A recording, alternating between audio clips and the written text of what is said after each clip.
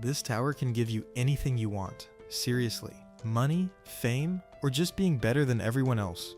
But you gotta climb to the very, very top. This is the story of a girl named Rachel. She wanted to see the stars in the sky, and she worked super hard to get up that tower.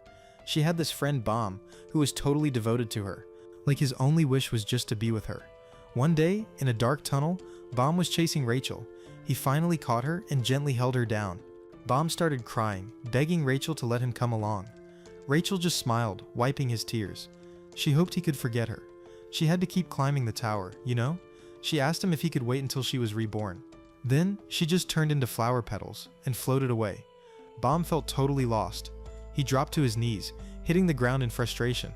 Suddenly, a voice boomed, telling Baum, "If you want to know what's really going on, you have to reach the top of the tower." As the voice faded, a giant hand appeared and scooped Baum up. Baum woke up in a hazy, blurry room, jumping up and wondering where he was. The voice returned, saying, "This place is open to anyone." Then, a weird figure appeared behind Baum. It introduced itself as Hedon, the guardian of the Tower of God. Baum jumped back, startled. "The tower's guardian," he mumbled, instantly remembering Rachel saying she needed to climb the tower before she vanished. Baum quickly asked Hedon a ton of questions. "Where am I? Where's Rachel?"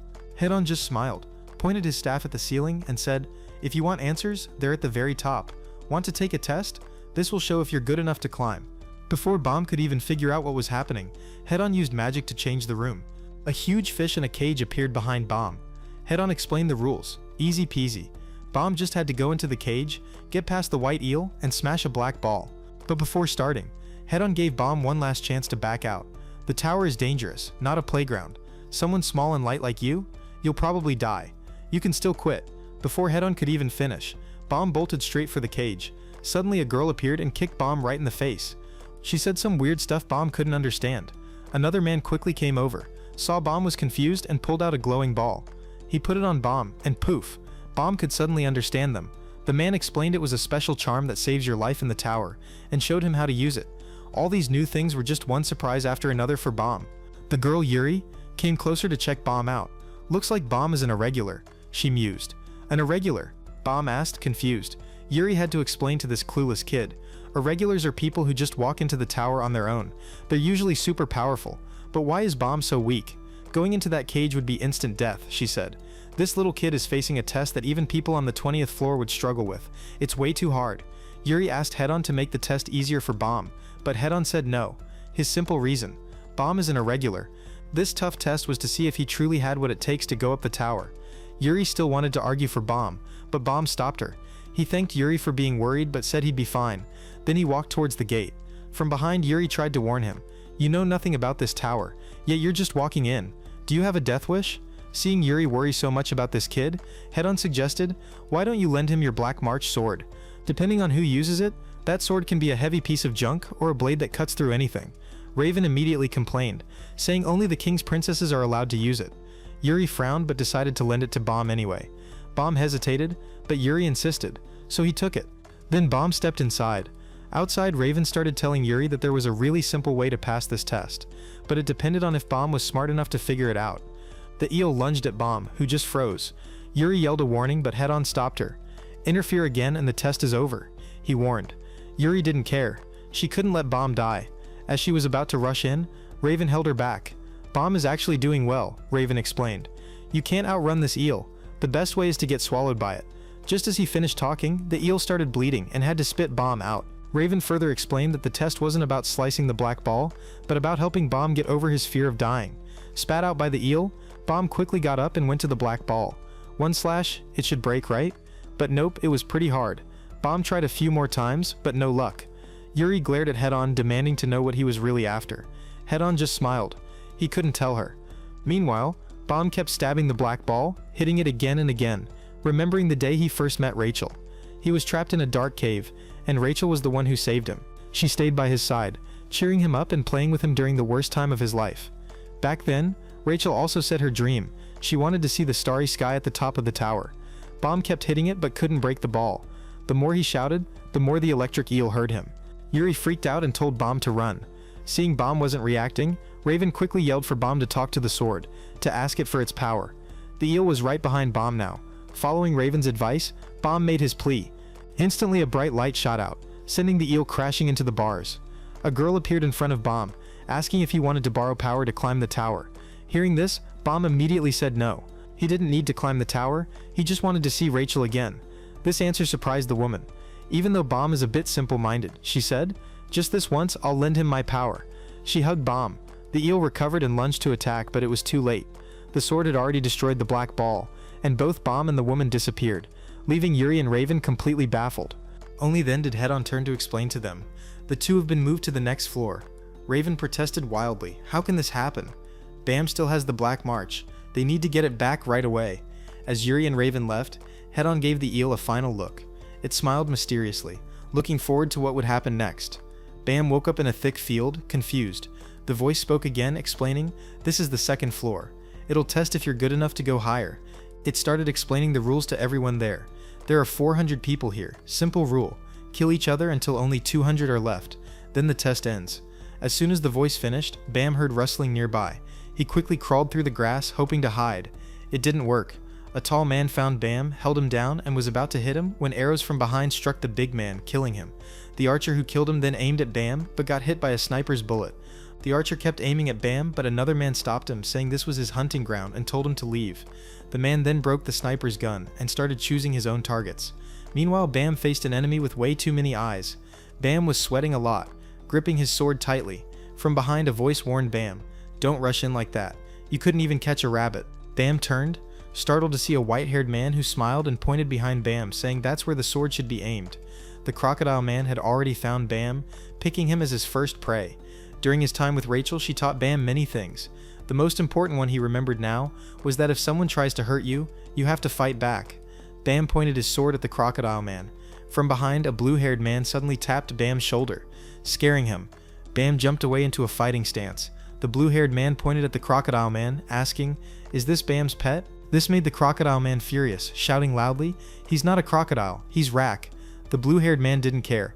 A crocodile is still a crocodile, even if it knows its name. Rak pointed his spear at the blue-haired man, telling him to leave if he had no business there so he could hunt Bam. Hearing this, the blue-haired man made fun of him for being as clueless as others, just killing to pass the test.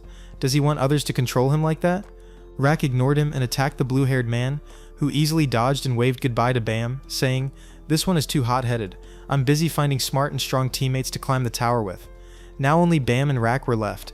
Bam held the sword with shaky hands. Seeing this, the blue-haired man could only cover his face.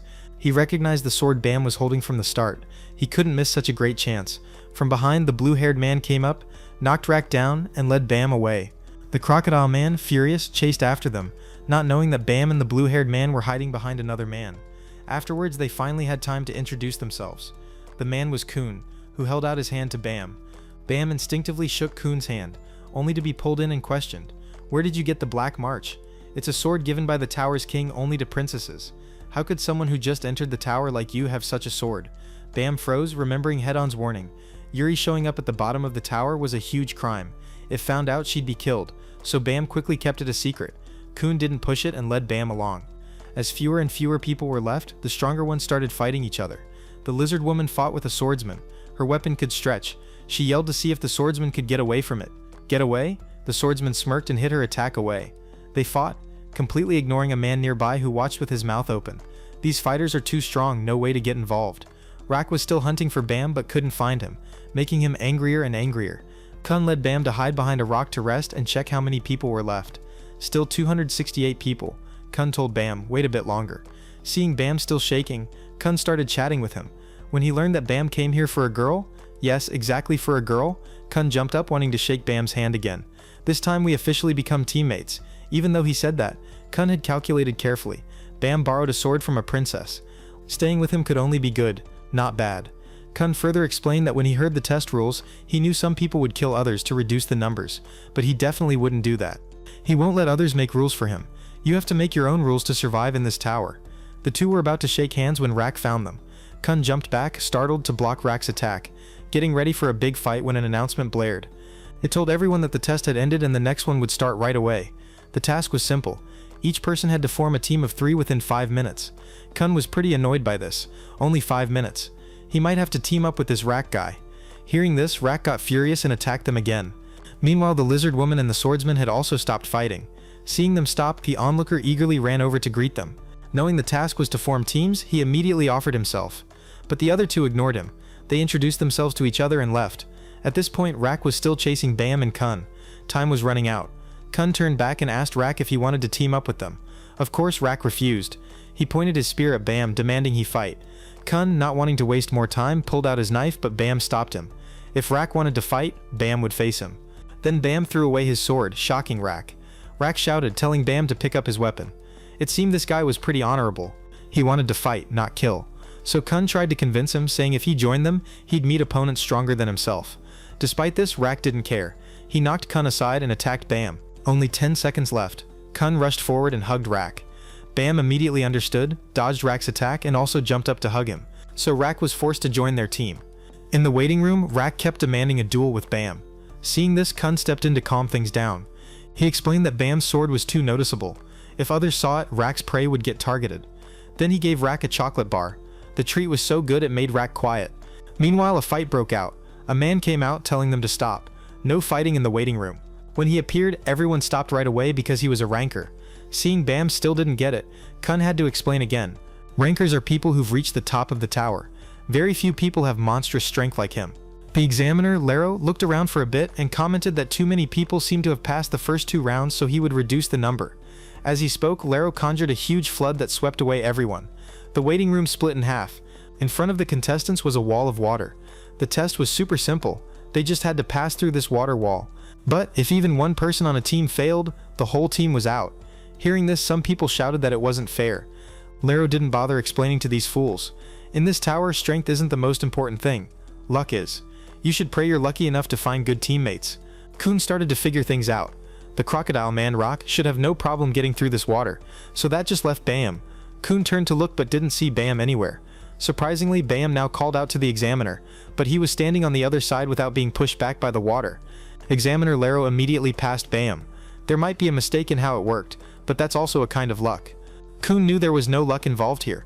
Just moments ago, Kun was right next to Bam and still got pushed out. The test began, and the contestants strained their muscles but still couldn't get into the water wall.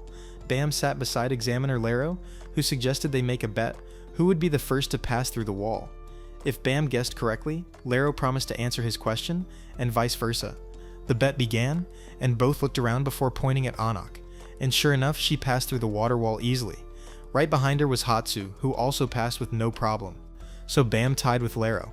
Tying with a ranker was quite an achievement. So Lero allowed Bam to ask one question. Bam immediately asked about Rachel. Unfortunately, Lero didn't know her. For his next question, Bam wanted to know about irregulars. The tower has 2 parts, outside and inside. Only those chosen by Head-On are allowed to live in the tower. Those not chosen cannot. Bam is someone who didn't get Head-On's permission but still got into the tower. That makes him an irregular. While explaining, the sniper started cursing loudly, upset about failing and being kicked out. It's so unfair, even an examiner would die if shot.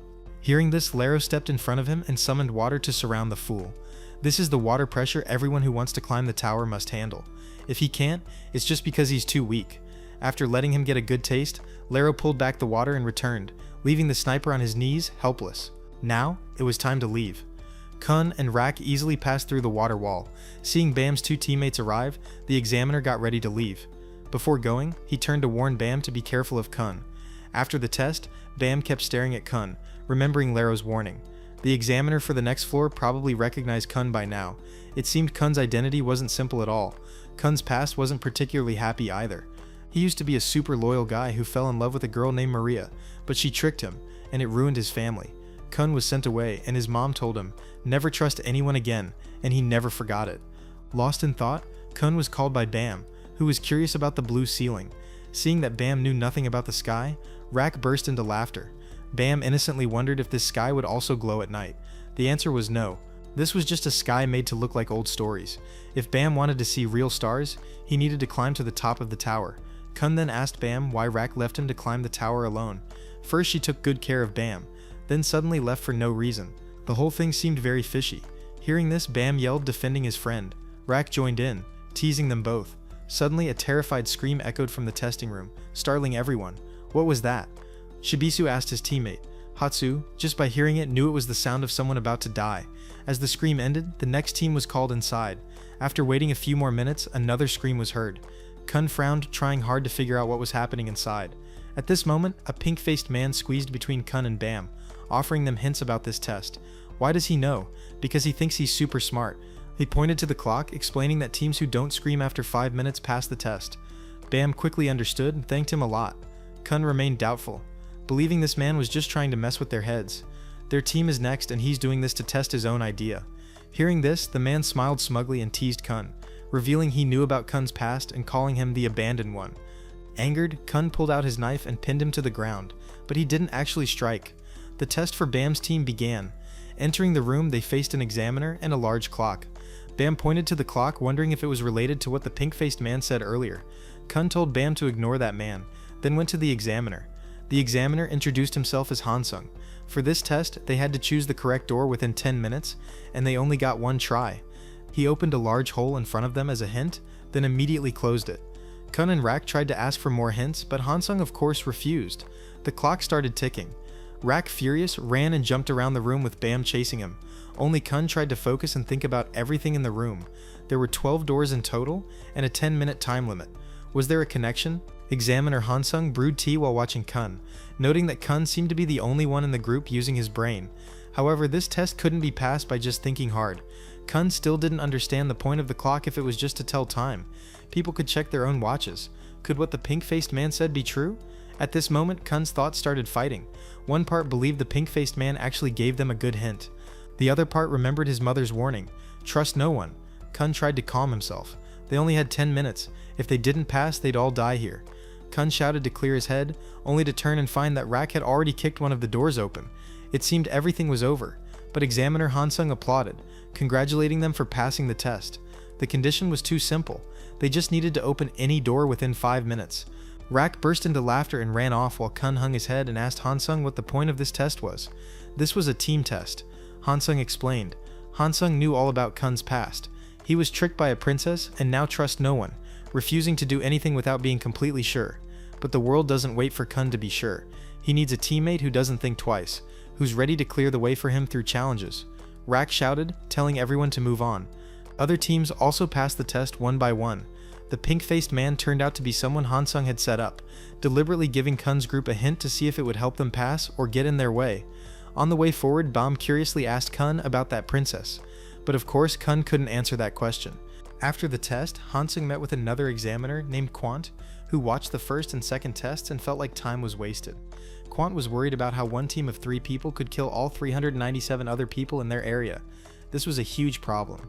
If the king found out, the first round examiners would definitely lose their heads, so Hansung had to help fix it. Back to Bam's team. Hearing Rak complain he was thirsty, Bam offered to go buy drinks. At the vending machine, Bam was too clueless to buy anything. Shibisu stepped in to buy it for him and used the chance to get to know Bam's group. During their chat, Shibisu told Bam, "Truth is, we're both pretty average, just alike, so I hope we can meet again at the end." At this moment, Examiner Lero came over, clapping his hands. He brought them an amazing chance, a voluntary test for all teams. They could choose to join or not. No penalty for saying no. However, teams that passed this test would automatically pass everything and get the right to climb the tower. This test would be called the Crown Game. The rules were simple, 5 rounds. In each round, one team wears the crown, sits on the throne, and has their 2 teammates protect them. If they can defend it, they move to the next round. If not, they lose, and the next round starts. This meant teams that went first were at a disadvantage. Plus, a team from another area would join them. Examiner Lero didn't say why. Lero let the teams choose their rounds. Shibisu didn't want to go in the first round either, but somehow Anak pressed the button. She didn't care about going early or late. As long as they won, it was fine. Only one team was entering this round, so it should be pretty simple. Anak put Hatsu and Shibisu behind her. She alone would handle this team. This made the other team angry. They felt Anak was looking down on them. Only those with real strength can look down on the weak, Rak observed, and Anak was incredibly strong.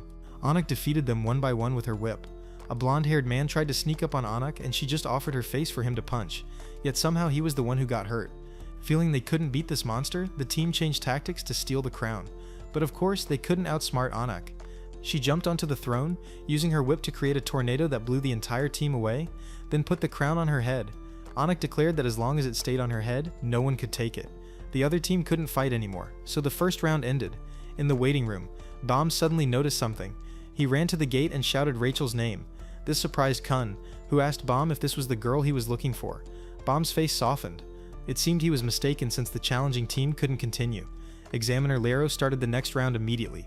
Shibisu ran to Anak, explaining that since he was the weakest team member, and Anak was the strongest, it made sense for him to sit on the throne. Hearing this, Examiner Lero warned their team. According to the rules, once someone sits on the throne, if they get off for any reason, they lose. All rules are clearly posted in the waiting room. Just this once, he'd remind them. Rock, curious, ran out to read them. There were 2 important things to remember. First, what the examiner mentioned, and second, not to enter other teams' waiting rooms. Shibisu fell to his knees. This is a disaster. How can they protect the throne now? Seeing this, Hatsu encouraged him. What's there to worry about? We just need to defend the throne with Hatsu's killing moves. Shibisu's face went blank. Did this guy actually believe his own boasts? Shibisu hugged Hatsu tightly. Indeed, he had chosen good teammates. The waiting time ended, and the next round would begin in 5 seconds. Rock wanted to jump into the fight, but Kun held him back. Now is not the time. He bribed Rock with 10 chocolate bars to wait longer. Shibisu took a defensive position, praying there wouldn't be too many players this round. As the 5 seconds ended, the gates of other teams began to open. This time, 2 teams wanted to play. First, the team of the four-eyed man. Then, the team of the girl who likes to tease Shibisu. This girl's team had a member who only slept. Shibisu teased her back, but she hardly cared. Dealing with Shibisu alone didn't need all 3 of them. Shibisu would have to block this team while Hatsu dealt with the four-eyed man's team. The battle began. The Birdman and the one with the mohawk rushed to attack Hatsu. Hatsu threw one of his swords into the air, then launched a powerful attack that sent the Birdman flying. Taking advantage of this, the Mohawk man approached Hatsu. Hatsu immediately struck him with his sword, making him jump to block, but the strength difference was too great. With just one hit, Hatsu had broken the Mohawk man's weapon. Kun and Bam watched, sweating. These guys are too tough. How can they defeat them now? Feeling it was taking too long, Hatsu called for the entire team to come at once. Hearing this, the four-eyed man finally made his move, ready to use his blazing fist. On Shibisu's side, he was now facing 2 women, but still doing well. While fighting, Shibisu thought about them. These 2 don't seem overly strong. He can definitely hold them back. The important thing is the sleeping man. Just by looking, you can tell he's very powerful. Shibisu must pay close attention to his movements. Because he was distracted, Shibisu exposed a weakness. The horned girl took the chance to grab Shibisu from behind, letting Serena land the final blow. Unable to break free, Shibisu closed his eyes tightly, apologizing to Anak and Hatsu. After waiting and feeling nothing, he finally opened his eyes. Turns out Hatsu had already saved him. Shibisu hugged Hatsu gratefully while Serena angrily shouted, wondering how Hatsu appeared on their side. She turned to look at the other team, who were already all knocked out. Hatsu now asked Shibisu about the last member of this team. Shibisu pointed to that man. He's still sleeping, so nothing to worry about. This battle is pretty fun, Rock said, still not understanding why Kun stopped him. Seeing this, Kun explained to everyone that they should have entered this round. For those sitting on the throne, they'd only face problems in rounds 1, 2, and maybe 3. By rounds 4 and 5, there would be too many teams, and they'd have to fight all of them. So, sitting on the throne early was actually a good thing. Back in Serena's team's waiting room a moment ago, Laura, who loved to sleep, had already figured this out and wanted to enter early. Serena and the horned girl were still worried. Even if they entered early, would they be able to take the crown from Anak? Laura had planned it out. Serena and the horned girl's job was simply to keep Shibisu and Hatsu away from the throne. Now Laura had woken up, quietly gathering power in his hand. He sat up and pointed at Anak. Hatsu, startled, shouted a warning to Anak that this man could use Shinsu, divine water. A huge stream of water shot straight at the throne, forcing Anak to jump into the air to dodge. Taking this chance, Serena and the horned girl rushed to attack Anak. Hatsu and Shibisu also rushed to protect her, but were blocked by Laura's water stream. After the attack, Anak still stood firmly on the throne. Being rudely awakened had made Anak really angry. She made her whip bigger and said she would kill Laura. Anak's whip swung wildly across the arena. At this moment, in Kun's team's waiting room, the Black March in Bam's hand shook violently. The cloth covering it burst open, letting out an energy that Anak immediately recognized. She suddenly stopped her attack and turned to look at their waiting room. Taking advantage of this, Serena and the horned girl pulled Laura away to escape. They didn't need to risk their lives for a game. Even if they lost, it didn't matter. Kun rushed to Bam to check him. Bam was straining every muscle in his arm to control the Black March. A loud explosion rang out as Anak shattered the door of Kun's team's waiting room and walked in. She glared at Bam, demanding to know why the Black March was in his hands. He's totally unworthy of it. Shibisu appeared beside Anak, whispering in her ear, complaining, "How could you ditch the fight for a sword?" Anak immediately squeezed Shibisu's hand and explained that was the Black March, one of the 13 special swords made by a master craftsman, given by King Jihad to his princesses. As for how Anak knew it was there, it was simple. Her weapon was also one of the 13 special swords, the Green April. Anak held it up for everyone to see, declaring herself a princess of King Jihad. Then Anak demanded Bam return the sword to her. Naturally, Bam refused, making Anak angry. She was about to teach Bam a lesson when Examiner Lero appeared, saying such things weren't allowed here. Shibisu fearfully begged Anak not to make him angry. Anak understood and instead challenged Bam to a bet. Whichever team wins gets to keep both swords. Bam immediately refused. He had no reason to bet. Anak started to threaten him. She might not have a reason, but she does. If he doesn't bet, after this game ends, she'll kill Bam to take back the sword. Not wanting to cause more trouble for Rock and Kun, Bam reluctantly agreed. Examiner Lero took back the crown and got ready for the next round. Now it's time to play this game. Kun and Rock left the waiting room. Bam still felt bad for causing them trouble, but Kun thought the opposite. This is a perfect chance. Anak has left the throne. It's time to end this game. Kun turned to praise Bam for doing really well earlier. He thought Bam would give back the Black March. Bam is tougher than his weak looks suggest. That's why he's an irregular. The third round began. As soon as Anak left the throne, other teams all joined in. This round had 4 teams. They ignored the others and rushed straight to the throne. Suddenly a gust of wind appeared, blocking their way. Kun appeared before them with the crown in his hand. Kun was about to put it on his head, but ended up putting it in his pocket. Then Kun started teasing the other teams. If you want the throne, you have to beat me first. This made the other teams furious, and they all rushed at Kun. It seemed like Kun might bravely fight all 3, but nope.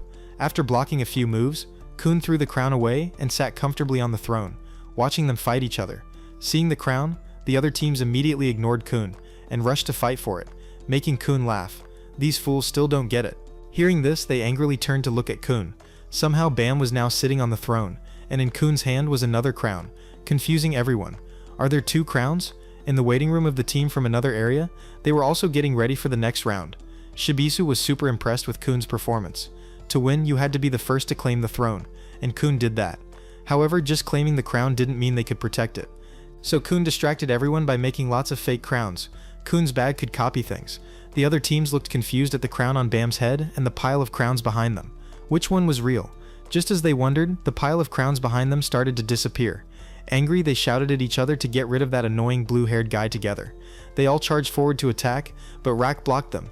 "Don't touch my prey," Rak yelled, then threw a spear straight at them. Even though it didn't hit, the spear was thrown super fast. The wind it made was enough to knock down the whole group.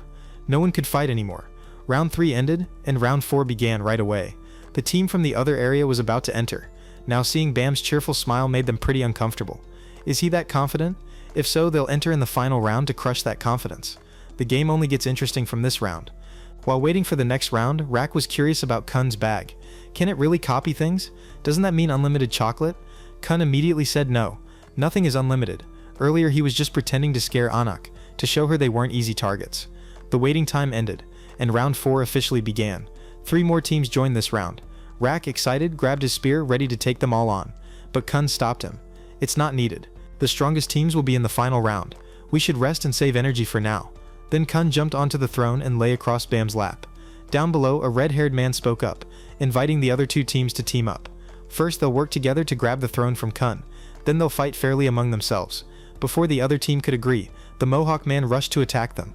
This made the red-haired man angry, shouting, "What's this? Why so fast?" Kun lay calmly, hardly worried. He'd known this would happen all along. Those who just attacked were their allies. Kun reminded Bam about the first test, the one reducing 400 people to 200. Kun didn't like those rules at all, so he helped the injured by putting them in his bag on the condition that they would help him when he asked. Luckily, the next test had just the right conditions for them to form a team. After the third test, Examiner Hansung found 3 people in Kun's bag, so Kun released them in the waiting room of the next test. Earlier, when Kun tied his hair up, that was the signal to ask for their help. The allied group quickly defeated the red-haired man's team, then went straight into the waiting room, so round 4 ended with Kun's team winning. In the waiting room, Shibisu stood watching with folded arms. He was pretty impressed with Kun's performance. Seeing Anak say nothing, he teased her, only to get squeezed in the mouth, yelping in pain. Since it was the final round, and Examiner Lero didn't have to remind them, the other team stepped onto the field. One thing was for sure, all these teams were very strong. Rak and Kun each stood on one side, protecting Bam. Before Examiner Lero could signal the start, a person in black with a staff rushed forward, attacking the many-eyed man's team. Caught off guard, one team member immediately collapsed. The other two struggled to defend, but they were no match. Kun reminded Rak that, as predicted, after taking out the many-eyed man's team, she was targeting the crocodile next. After a few moves, Rak got hit in the mouth. She went past him and jumped towards Bam, unexpectedly. At this moment, someone from the team from the other area rushed out to block her. Kun was also confused why they were helping. Getting distracted in battle is deadly. Kun nearly got hit. Another team was now targeting him.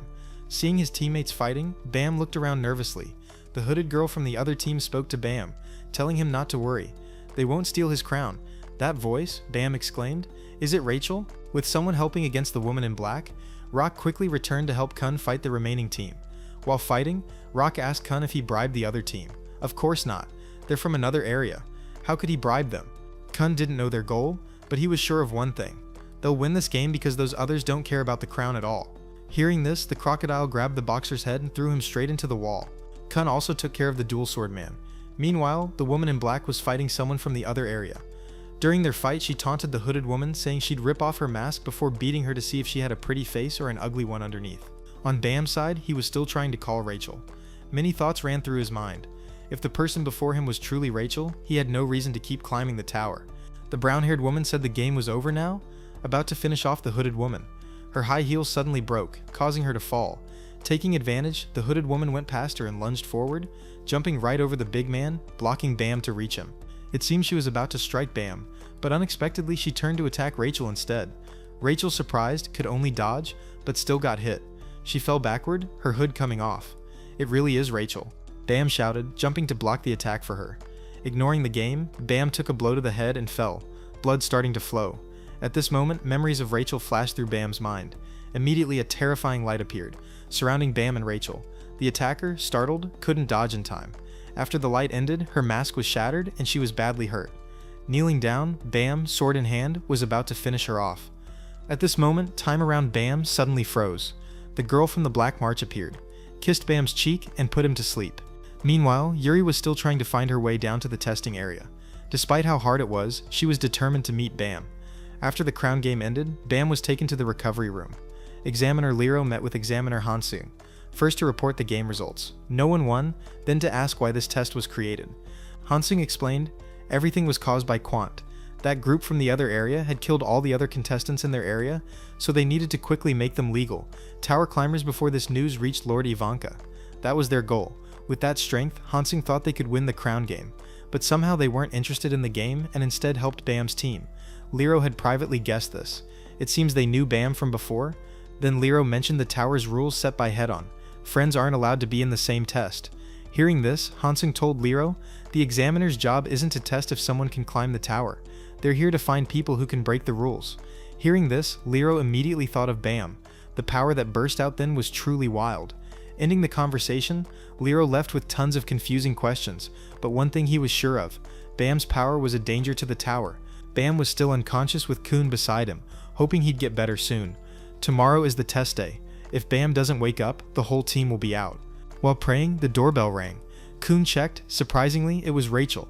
She had come to ask Kun for help with something. Even though Bam had never seen a starry sky, Rachel could still imagine what it would be like, and showed him a sky full of bright twinkling stars. In his dream, Bam still remembered Rachel, truly a devoted friend. Now Rachel was right beside him, but Bam still didn't wake up. She explained to Kun how they met. Kun seemed a bit annoyed, telling Rachel to skip the intros and get to the point. This time, Rachel was here to ask Kun to keep her secret, which confused Kun even more. He moved closer to Rachel, asking if she doesn't want to meet Bam, why help him in the crown game?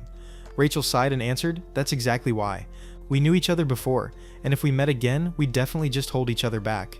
After talking with Rachel, Kun remembered Maria, not wanting to be a burden to each other. While thinking, Kun heard noise outside the door. It was Rock. Seeing Kun come out, Rock quickly stepped aside, explaining he wasn't there because he was worried about Bomb. Anak was also having a problem. Even though she got the Black March, she couldn't control it because the Black March only wanted to talk to men. So Anak brought it to Shibisu for him to talk to it for her. Somehow just touching the sword gave Shibisu a shock, turning him black. Turns out it wasn't just any man. It had to be a handsome man for the Black March to chat with. Seeing no effect, Anak took the sword and left. Just as she stepped out the door, she bumped into the brown-haired woman. Seeing Anak, she immediately teased her. The Black March belongs to Princess Yuri of King Jihad, one of the most important and powerful princesses in this tower. If Yuri knew her sword was being held by a fake princess, Anak would surely die. Hearing this, Anak angrily turned to attack the brown-haired woman. In Kun's team's waiting room, Rock, unable to find chocolate anywhere, was pretty annoyed. He turned to Bam, threatening that if he didn't wake up, he'd eat him. Apparently Bam heard this threat and woke up right away. Kun ran over to check on Bam, then mentioned the test. It already happened yesterday, and it seems you're a lucky one. Going back to yesterday when the test happened, Examiner Laro explained the rules to everyone. When you fight in the tower, it will be a team battle, and your role on the team is super important. A team has 5 roles. First, the Fisherman, who fights up close in the middle. Spear Bearer, who kills enemies from far away. Light Bearer, who lights up the lighthouse and tells teammates what's happening. Scout, who watches all enemy actions and reports back to the Fisherman. And finally, Wave Controller, who uses Shinsu to help in a fight or control opponents. You'll be trained differently depending on your chosen role. At this point, Kun spoke up to ask Examiner Laro about Bomb's situation. Examiner Laro, no matter if Bomb was hurt, late, or missing, would automatically disqualify him. But luckily, Bomb's role was Wave Controller, and by chance the training teacher Ren had an urgent matter and was late, so the Wave Controller class would be moved to start 2 days later. Before Bomb could speak, Kun immediately mentioned Rachel, telling Bomb he asked and she completely didn't know who Bomb was. It seems you mistook someone else for her. Then Kun advised Bomb not to worry anymore. Just keep climbing the tower and someday you'll meet her again. Then Kun pulled out a shirt as a gift for Bomb. During the meal, Kun mentioned Rachel again, supposing that person was indeed Rachel. If she doesn't recognize you, it proves she doesn't want to see you again. If you want to meet her again, I can only advise you to become stronger. The Wave Controller class began. Today, Teacher Ren would teach them how to make a deal with Shinsu.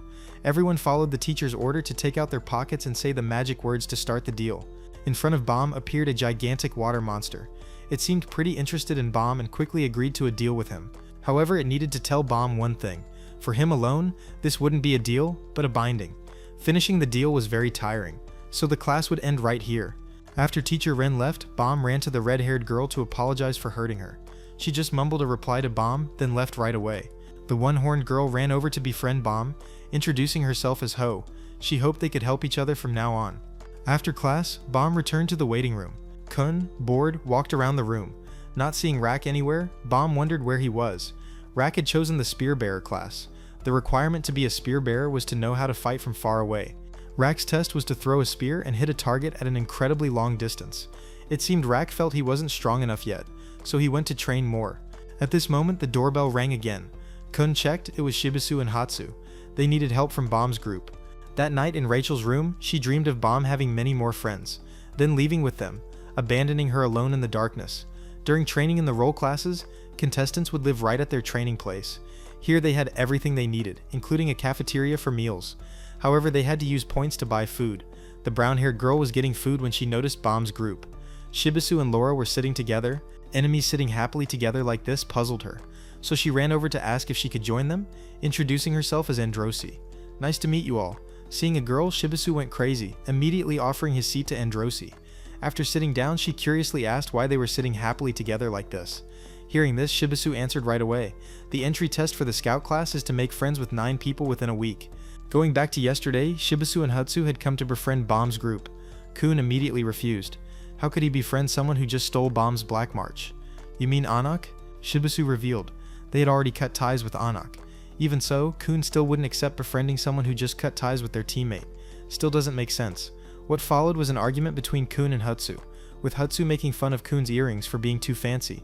Luckily, thanks to Bomb, Kun finally agreed to befriend them. Back at the dining table, though Hatsu and Kun sat together, they still felt animosity, immediately denying any suggestion of friendship from Shibisu. At this moment, Anak walked by and teased Androsi. A princess sitting with these people? Aren't you afraid of being made fun of? Shibisu's mouth dropped open.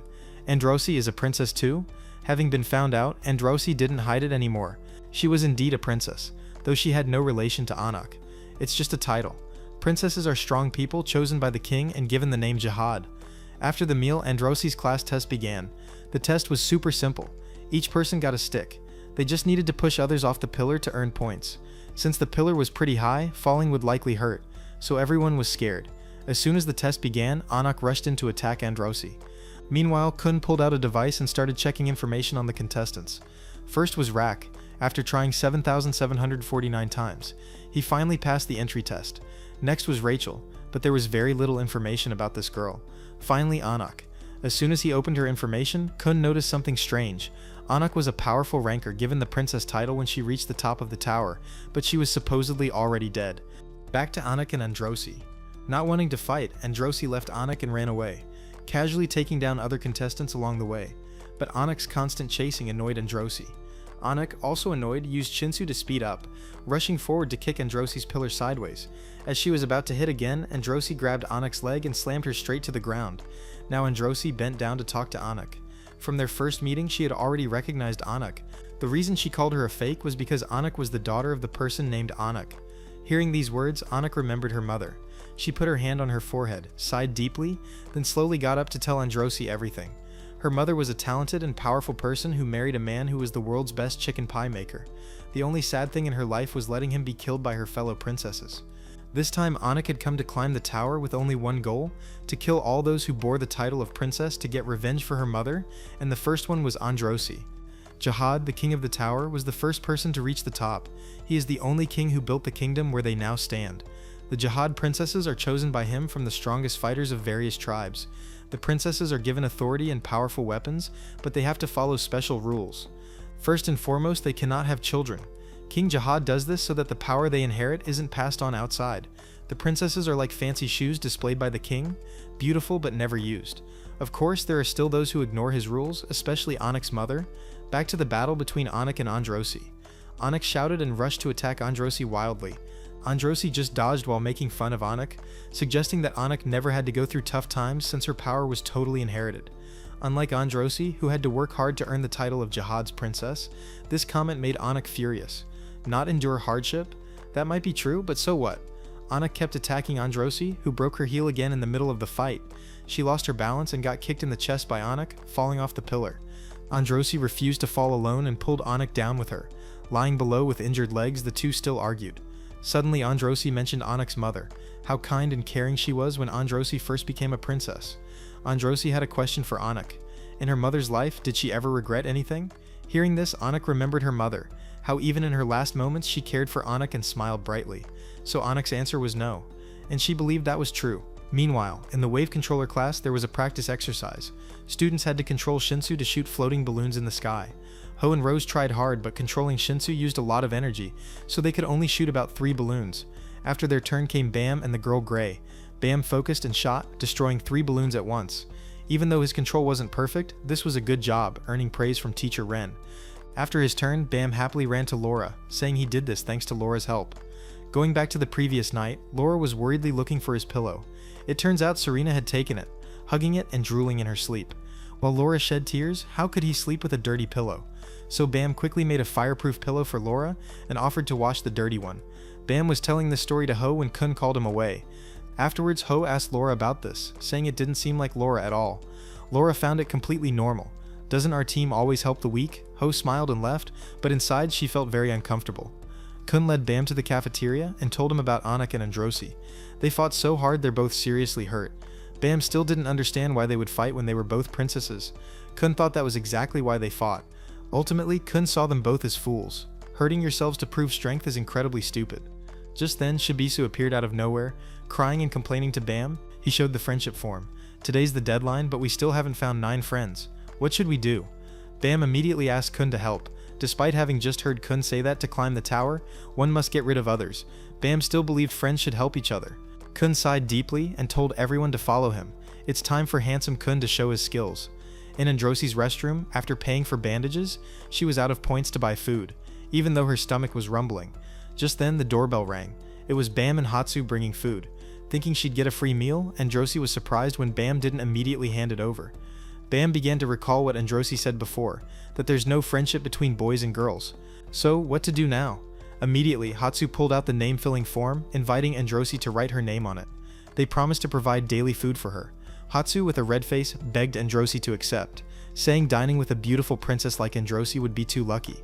Androsi, also embarrassed, agreed to help them. Shibisu and Kun did the exact same thing with Anak. Knowing she liked chicken pie, they specially brought it, and so Shibisu's group met their quota. Hatsu had to strain every facial muscle to thank Kun, though he didn't like it at all. The next day, as usual, Rachel went to the cafeteria to buy apples. About to return to her room, she overheard a conversation at Bam's group's table. Androsi was telling everyone about Princess Yuri's life story. Among all princesses, Yuri is considered a demon. While talking, Androsi noticed Rachel listening in, so she followed Rachel into the bathroom. Androsi began to tease Rachel. A handsome, kind person like Bam, yet Rachel left him to come here. What in the world are you thinking, Rachel? Rachel didn't bother to answer and left. Seeing this, Androsi offered Rachel one final piece of advice. She hopes whatever Rachel wants at the top of the tower is worth leaving Bam behind.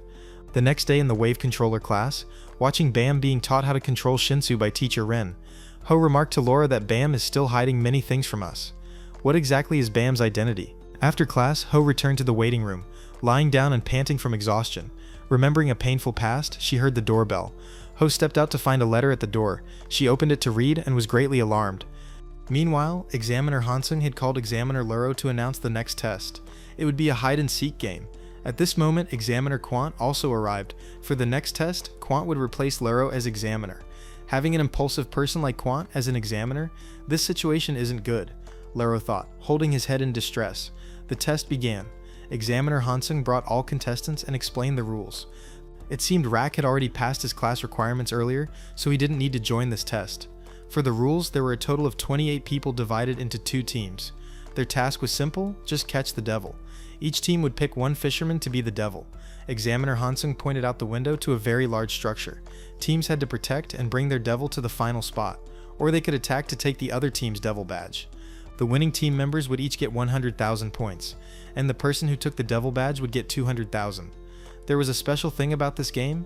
The examiners also had a devil, and the examiner's devil was taken by Quant. After explaining the rules, the teams were split into different areas. In Kun's team, since Kun's role was Lightbearer, Shibisu suggested Kun be the team leader. Kun quickly drew up a plan. First, they needed bait, and everyone immediately chose Shibisu as bait. Kun and Lion flew above Shibisu to gather information for him. Being bait like this is too obvious, and Shibisu doesn't know if Quant will fall for the trap. Kun was sure he would be tricked because Quant was a quick, impulsive person. Just as he finished speaking, Quant came out of the darkness, startling Shibisu. He quickly ran away, but strangely Quant didn't want to catch Shibisu first. He knew very well that Shibisu being obviously there meant someone was helping gather information. So, what if that person can't play anymore? As he spoke, Quant teleported behind and knocked out Lion. Thinking the game was over, Quant burst into laughter, then got a surprise. Everything Quant did was exactly what Kun predicted. The devil on their team was Anak, not Shibisu. From above, Anak had been hiding, waiting for a chance to attack Quant. This was the perfect moment. Anak swung her green April, aiming to steal Quant's badge. It seemed they had underestimated an examiner. Quant grabbed the green April and pulled Anak to the ground. He frowned angrily at being tricked by contestants. Watching from the observation room, Hansung and Luro were also fed up with him. Luro turned to tell Hansung that's why he refused to let Quant join the game. Luro was sure that one way or another Quant will beat the students to a pulp, even though they're much weaker than him. Luro wanted to stop him badly, but in this game he was not allowed to use Shinsu, so the game would continue. Quant burst into laughter and approached Shibisu. That plan wasn't bad at all. However, if you've been found out, what should you do next? The students shouted to switch to plan B immediately. Seeing this, Quant gave them one more chance. He'd give them 111 seconds to hide, and even better, he wouldn't use the elevator, only the stairs. In the observation room, Luro sighed in relief. At least Quant knows how to control himself. But something doesn't seem right. After all, Quant is a ranker in the tower. Using such a small trick against him? Is Kun naive or confident? Small trick? Jose smiled, telling Luro to keep watching and he'd understand. Examiner Quant began counting. Bam's team was now sitting and watching them. A young man suddenly whispered in Andrasi's ear, saying that even though they were divided into teams, he found it unfair that their team was full of weaklings, meaning Bam. Andrasi immediately ignored him and went to Bam to check on him. Seeing Andrasi, Bam immediately asked about Rachel, which annoyed Andrasi a bit. Back to the test, Anak had entered the elevator, and Kun had reached the emergency exit. While running, Shibisu curiously asked Kun if this plan could make them win. Kun wasn't sure if Quant giving them 111 seconds to hide meant he had something planned. Then Kun shouted, putting the plan into action with everyone.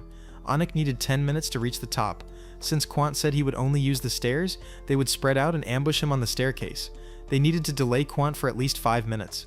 If it didn't work, they had to run immediately to Kun's location. The 111 seconds were up. Quant rushed to find Kun's team. On the stairs, many people with spears were waiting for him. Of course, Quant knew this. He strode up the stairs and began to question these people. First, about scouts. They are the ones who stand closest to enemy lines to gather information.